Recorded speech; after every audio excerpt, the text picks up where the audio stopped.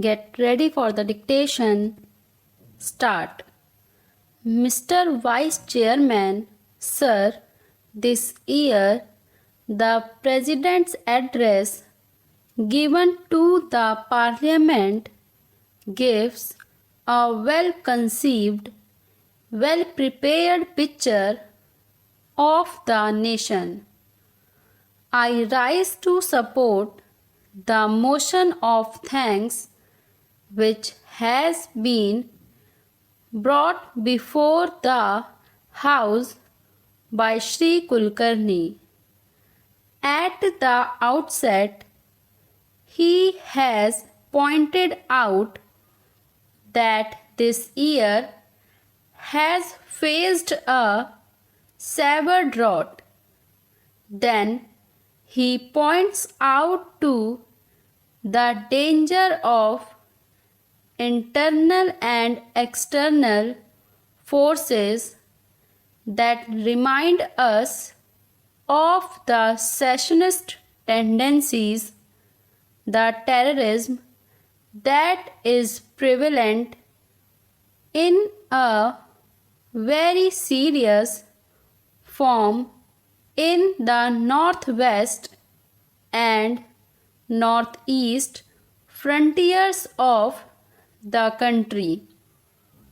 This really requires attention of not only the government but of all the people, of all the political parties existing in different parts of the country. In his speech, he has tried to remind us of the promises made in our Constitution. It is our sacred duty to see that those promises are fulfilled. He has said that the ideals of secularism and socialism are enshrined in our Constitution. These values have to be upheld, and above all, integration of the nation is also to be upheld.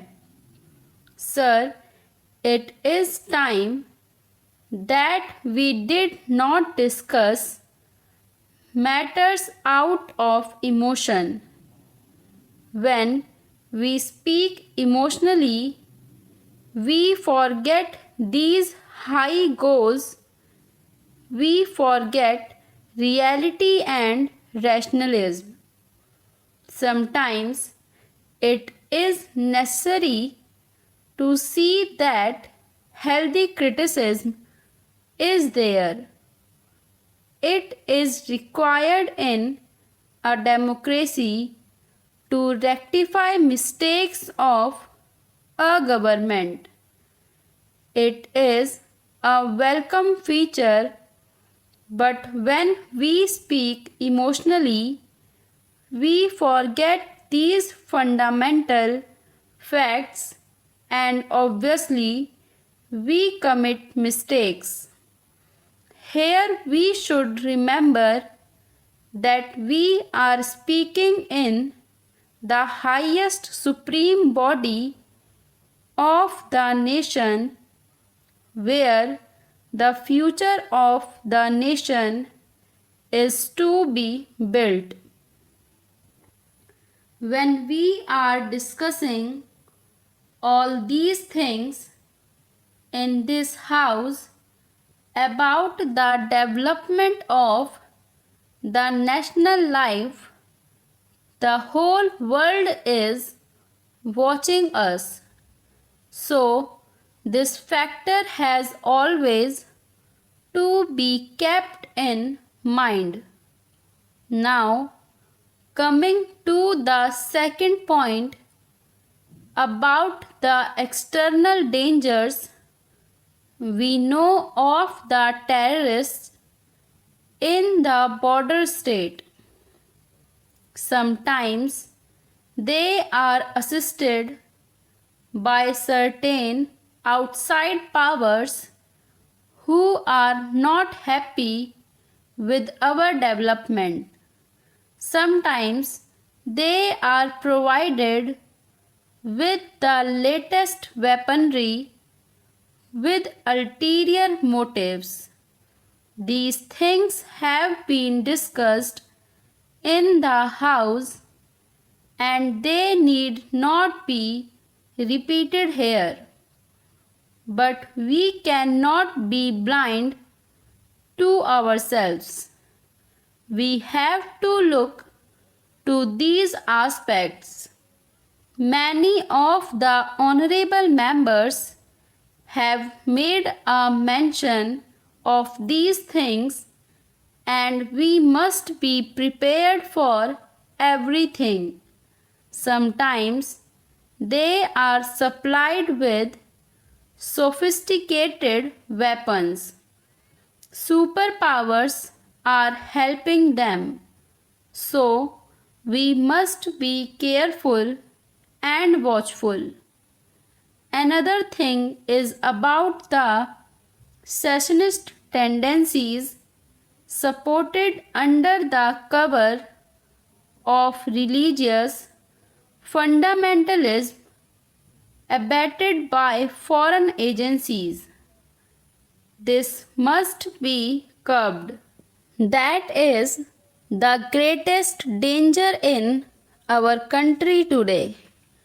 Sometimes chauvinism, regional and linguistic fervors create very dangerous tendencies, and if we do not think of all these things, these may come out as hydra-headed creatures in future and create many a splitting situation in the national picture for which we will be blamed in future.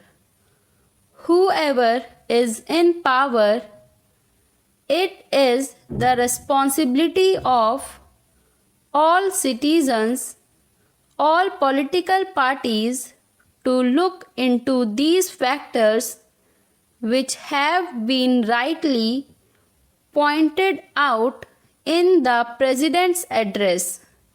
This year we have passed through the greatest drought of the century because India had achieved something in the Green Revolution.